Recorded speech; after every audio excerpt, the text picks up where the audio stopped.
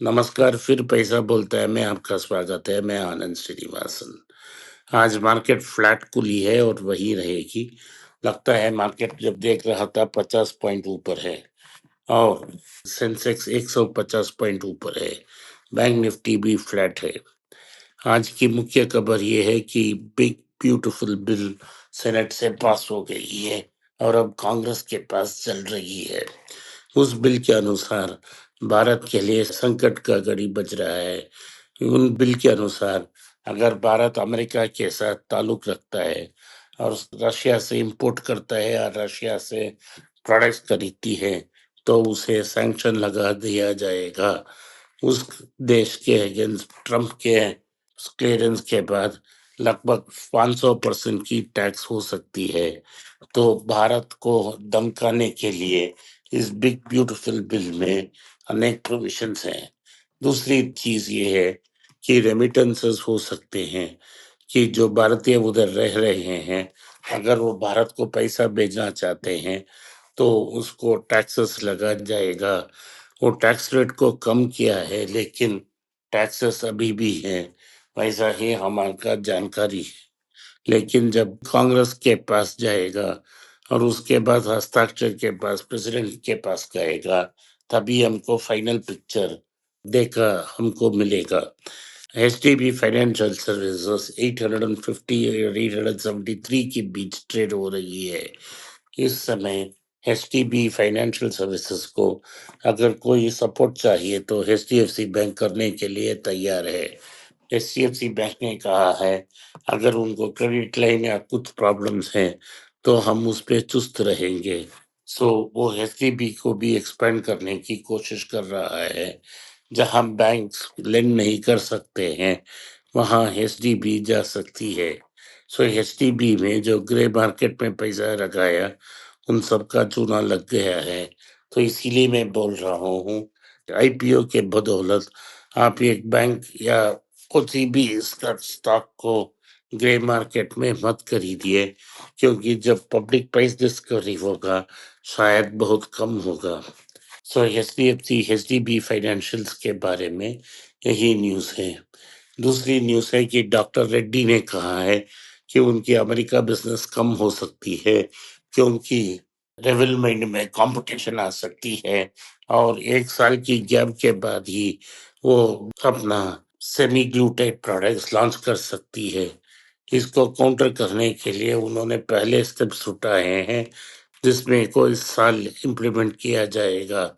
तो आने वाले समय में तो अगर रेड्डी की प्राइस इसके कारण गिर सकती है तो आपको इसमें कंसिडर करने के लिए एक मौका समझना चाहिए।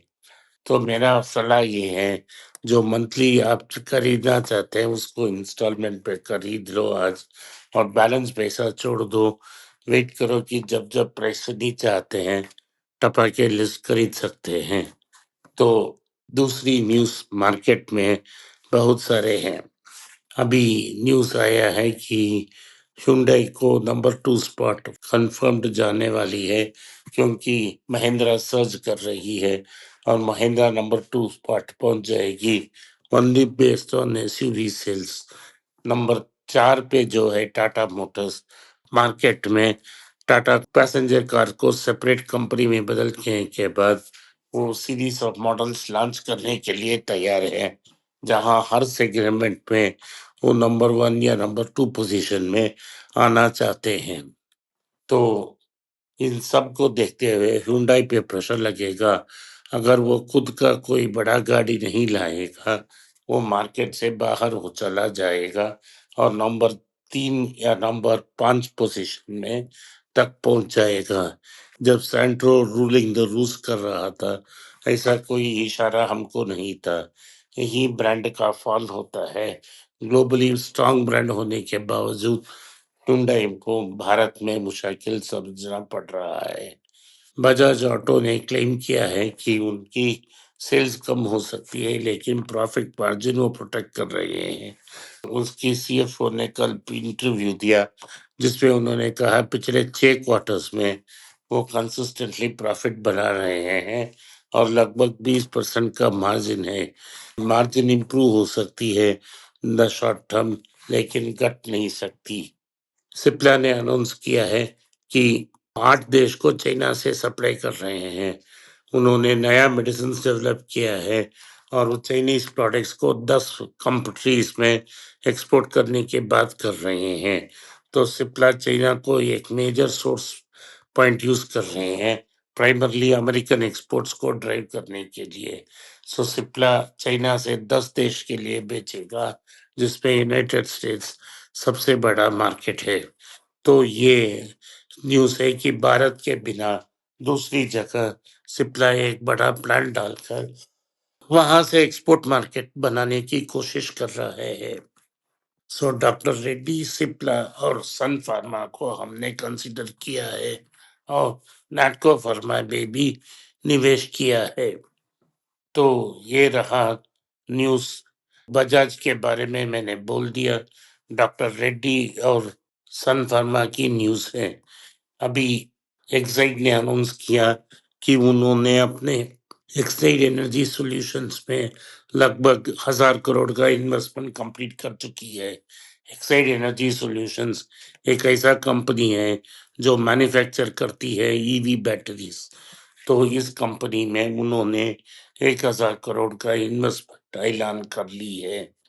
तो चांदी की दाम में भी इजाफा हुई है और चांदी ग्राम का 121 रुपया तक पहुंच गया है, 121 रुपीज। तो चांदी का ये सबसे बेहतरीन मोमेंट इन दी सन है। तो चांदी का दाम पिछले 5 साल में डबल हो चुकी है। तो ये एक नया रिकॉर्ड है। लेकिन मैं चांदी या सिल्वर में इन्वेस्ट नहीं करना चाहता हूँ, क्योंकि ये मुझे रिजर्व करेंसी नहीं लगती है। अगर सेंट्रल बैंक्स ने इसको खरीदना शुरू किया तभी हम इस पे निवेश कर सकते हैं।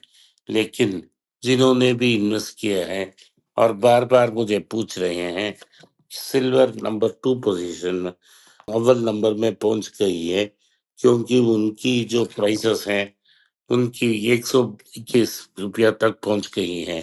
रिलायंस कंज्यूमर नाम का एक कंपनी की अनाउंस किया है, जहां उन्होंने अपने सारे जो ड्रिंक्स हैं, जिसमें कैंपा कोला, कैंपा ऑरेंज, उनको सब एक दायरे में ला दिया है। इसमें वो ये क्या कर रहे हैं कि वो 20 से 40% कम बेच रहे हैं कोको कोला और पेप्सी से, और ट्रेड को मार्जिन जा रहा है। जो शॉपकीपर, दुकानदार, इनके लिए उन्होंने मार्जिन भी बढ़ाया है ताकि वो अपना प्रोडक्ट्स बेचें। इस कंपनी को अच्छा वैल्यूएशन मिलेगा, क्योंकि वरुण बेवरेजेस जैसे कंपनी को बहुत अच्छा वैल्यूएशंस मिल रहे हैं। इन वैल्यूएशंस के लिए ये पहला रिलायंस कंज्यूमर कंपनी होगा जो पब्लिक जा सकता है। जैसा Jio Platforms direct subsidiary of Reliance Industries है, ये रिलायंस कंज्यूमर प्रोडक्ट्स भी direct subsidiary of Reliance Industries होगा। तो इस कंपनी का आईपीओ पहला आ सकता है। लेकिन रिलायंस रिटेल, रिलायंस जियो की आईपीओ के बारे में हम बहुत सालों से सुन रहे हैं, लेकिन कोई दिख नहीं रहा है। शायद रिलायंस कंज्यूमर प्रोडक्ट्स पहला कंपनी होगा जो लिस्ट होगा। लेकिन रिलायंस का डीएनए बिजनेस टू बिजनेस है, बिजनेस टू कंज्यूमर नहीं है। ये लॉन्ग टर्म में क्या पेप्सी और कोक को कड़ा मुकाबला दे सकता है, मुझे इसका डाउट्स है। पेप्सी और कोक इस बिजनेस में 100 साल से ऊपर का अनुभव है। क्या वो रिलायंस को इसमें फुटोड़ लेने देंगे या नहीं, वो सिर्फ समय ही बता सकता है। आज के लिए इतना ही। आपने इस पॉडकास्ट को सुना, इसके लिए मैं आपका आभारी हूँ।